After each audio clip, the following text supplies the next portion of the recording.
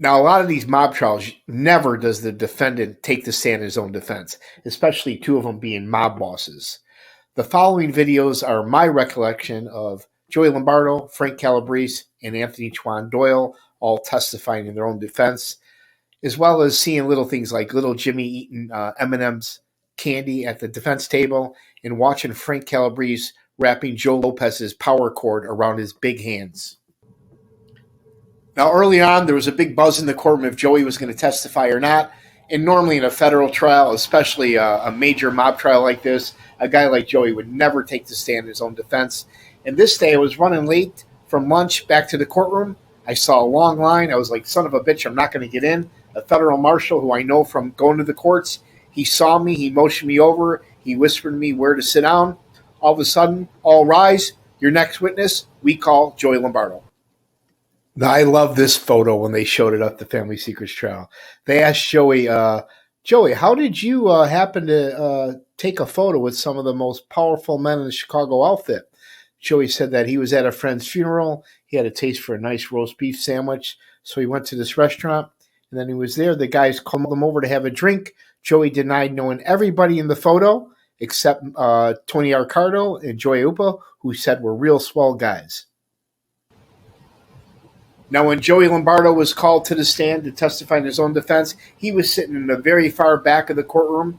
It seemed like it took 20 minutes for him to walk from the back of the courtroom to the witness stand in his cane. He sat down. At first, when they were swearing him in, he raised his wrong hand. Then when they started to give him his rights, he acted like he couldn't hear.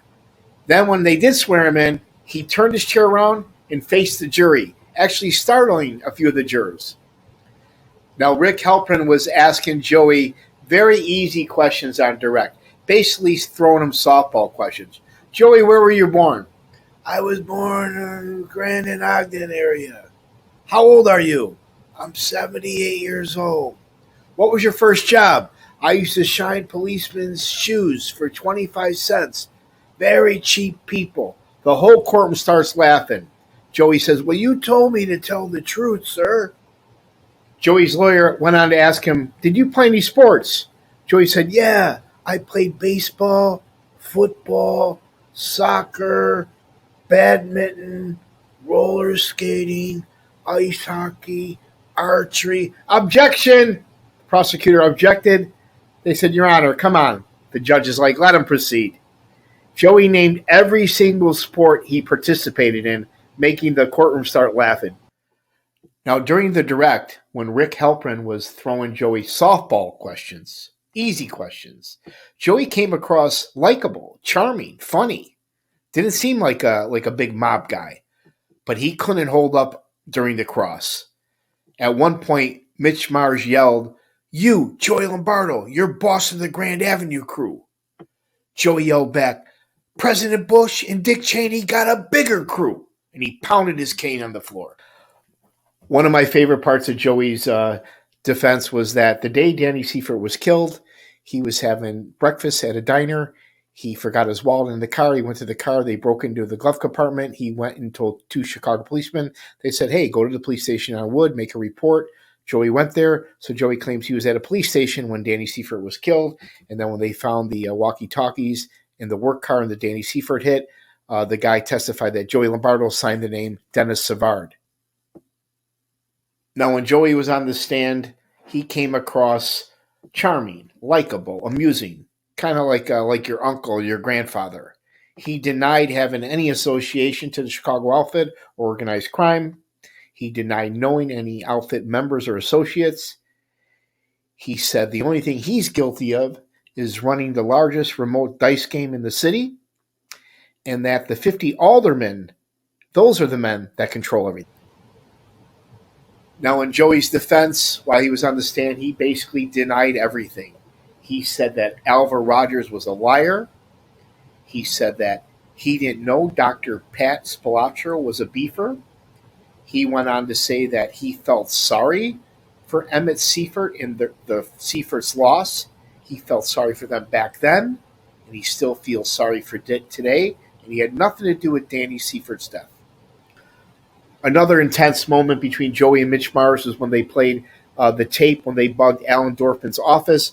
Joey was threatening this scumbag lawyer, Morris Schenker, telling him, "You could send one man to jail. I got a whole army behind me.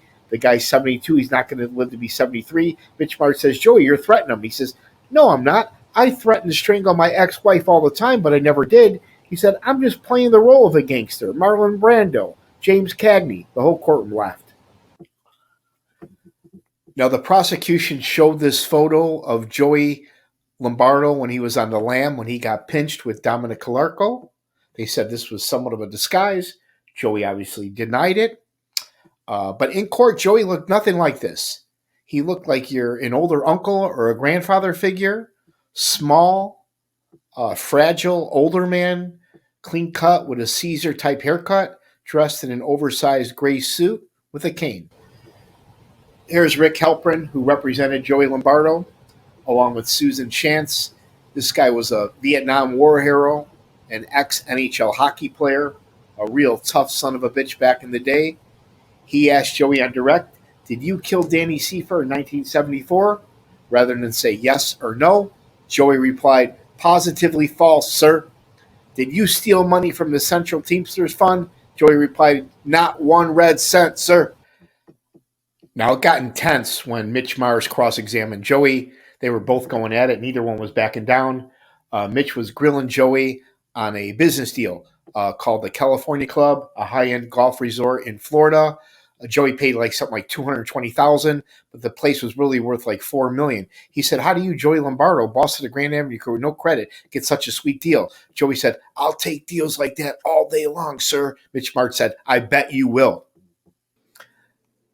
Now, a couple of the defense attorneys at the Family Secrets trial actually had the balls to ask the judge if them and their clients could order food out. The judge thought about it. He said, "Sure, why not? As long as they paid for the prosecution team and the defense team along with their clients." So that day, everybody had a delicious dinner paid for by Frank Calabrese and Joe Lopez at La Scarola. Now, I'll never forget not only being 10 feet away from Frank Calabrese, but to actually see this guy on the stand. His defense was, his story, that Nick Calabrese was the real killer, not him. He admitted to being the largest loan shark in Chicago, but denied ever using any violence.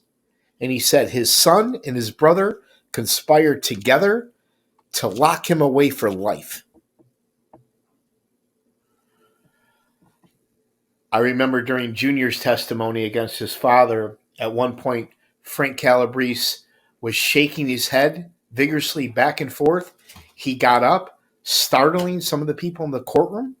The federal marshals started walking towards the table, and he yelled at his son, Kurt Calabrese, in the courtroom, who was sitting right next to me, "Ask my son, Kurt. They're lying." Kurt stormed out of the courtroom. He was so embarrassed. I think Frank Calabrese took the stand in his own defense because he thought that he would be able to get up there and explain his story, that his son, who was all coked up, stole all his money, and that his brother is the real killer, and they both conspired to lock him up for life. But the judge and the prosecutor kept objecting during his testimony. They weren't going to let him go on and on and on. So this was just infuriating Frank, where he was really starting to lose it and couldn't control himself. Now, after somewhat seeing Joey fail on the stand, Frank, against his lawyer's wishes, decided to take the stand in his defense. This is unheard of. Never will you see a Chicago crime figure heavyweight like Frank Calabrese try to defend himself in a federal trial. He wanted to get up there and explain to the ladies and gentlemen of the jury his side of the story, his defense. Now, during the cross between Frank Calabrese and Marcus Funk, it got pretty heated at times. And I remember during the break, Frank Calabrese mouthed the words, "You're an effing dead man." Prosecutor immediately told the judge. The judge cleared the courtroom, excused the jury, and man, he let Joe Lopez and Frank Calabrese have it. He gave him a tongue lashing. He said, "If this happens again, your client's going to have to pay the consequences." Here's the Shark, one of the top defensive attorneys in Chicago. This is a mob attorney, if you will. I've seen him many times at the Dirksen Federal Building and a few times at 26th in California. He had the impossible task of representing Frank Calabrese. Most of the evidence in the murders were against his client, but his biggest challenge was trying to control Frank Calabrese's temper in the courtroom. Now, Frankie the Breeze Calabrese, his demeanor in court every day, he would wear a sport jacket, no tie. It looked a little too small for him. You could tell he was kind of bulky in size. He used to be a badass back in the day. Still pretty intimidating. A lot of times he'd be laughing and smiling, joking around with his lawyer. Seemed to be enjoying some of the company. Other time he'd be foaming at the mouth, snarling, even growling at times. Now I'll admit, there was a few times I couldn't take my eyes off of Frank Calabrese. I was watching his every move, especially during his outbursts he had in court. This guy would lose his temper, man, showing his real personality. He would pound his fists on the table, yelling, "Them are lies!" Then he would say, "They stole millions from me," meaning his son Kurt and his son Junior. Joe Lopez could not control him. The judge would reprimand him and threaten him to gag him if he didn't behave. Now, it was interesting to watch some of the other defendants when Frank Calabrese was going off on tangents. At times, the Indian and Joey Lombardo seemed like they were sleeping. Chuan would be laughing, actually amused by Frank's actions. And Jimmy Marcello would have his hand over his face, slouched down in his chair, trying to hide his face if he could, wishing he was anywhere else. Frank pretty much denied everything and blamed everything on his cokehead son and his brother. Now, a lot of New Yorkers like to retire down in Florida, right? Just like a lot of Chicagoans like to retire out in Arizona, especially Chicago policemen and outfit guys. Anthony Doyle was enjoying the good life out in Arizona with his wife, retired. He had the nice police pension he was collecting until one day he got indicted by the feds in the family secrets trial. Now, one of the 5 defendants at the family secrets trial was retired Chicago police officer Anthony Chuan Doyle. They charged him with racketeering back in 2007, obstruction of justice for trying to find and destroy the bloody glove evidence in the John Fecarata murder. They also charged him with passing on and delivering messages to Frank Calabrese and some of the outfit guys on the outside. Now, during the trial, they actually showed some of the prison tapes on more than one occasion where Chuan, Michael Ricci, his fellow cop, would visit Frank Calabrese in prison. These guys would talk in code. They were very concerned about Nick Calabrese testifying. Frank said his sister is sick, needs to go see a doctor. And Chuan said, "Yeah, I think she needs some shock treatment." They started laughing. Chuan was also saying, "I think that effing Mitch Mars is behind this indictment." Now, some damaging evidence against Doyle was the prosecutor showed the day and the exact time Doyle signed on to a police computer in the evidence room. He was searching for one item. That was the Nick Calabrese bloody glove that was used to kill John Fecarata. It showed how long he was on the computer. And Doyle's defense team could not explain this. This was crucial evidence against Anthony Doyle. Now, here's Chuan leaving court one day with his 2 attorneys, the lead attorney, Ralph Metchik, and the up-and-coming defense attorney, Daryl Goldberg. Chuan used to be a street collector for the outfit, an associate of the Chinatown crew, very good friends with Bruno Caruso, and good friends with Frank Calabrese. He was the only defendant out on bond. Here's Ralph Metchik, lead counsel that represented Anthony Doyle, one of the finest attorneys in Chicago. If I were in any trouble, this would be the first guy that I would call. He denied that his client, Chuan, had anything to do with the Chinatown crew or organized crime. He questioned many times why his client was even a defendant in the case, that all he was doing was supporting a good friend of his. I was first introduced to these guys at the family secret trial. 2 upcoming defense attorneys, Daryl Goldberg on the left, Damian Chernos on the right. They represented Anthony Doyle. They portrayed him as a family man, a tough cop. He even saved a woman's life on the CTA train. They said he was just friends with Frank Calabrese and that looking up the bloody glove was just simply an accident, a mistake. Here's Judge James Zagel, a no-nonsense judge who presided over the family secrets trial. This guy put away a lot of Chicago outfit heavyweights, and during a sidebar, he suggested to Twan not to testify in his own defense. Twan just wouldn't listen. In the end, he was found guilty by the jury. The judge agreed and sentenced him to 12 years in prison.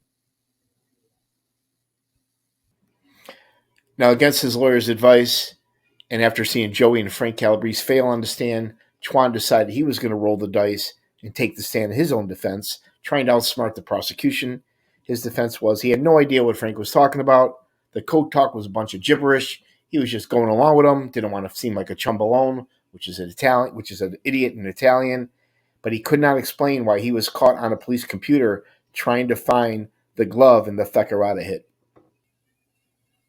Twan's defense painted Doyle as a poor kid that grew up in Bridgeport, worked as a sanitation worker in the city of Chicago, became a Chicago policeman, had a long, stellar career, retired, denied any acknowledgement or association with any Chinatown crew or Chicago associates, and said he was just very good friends with Frank Calabrese, who was trying to support him as a friend.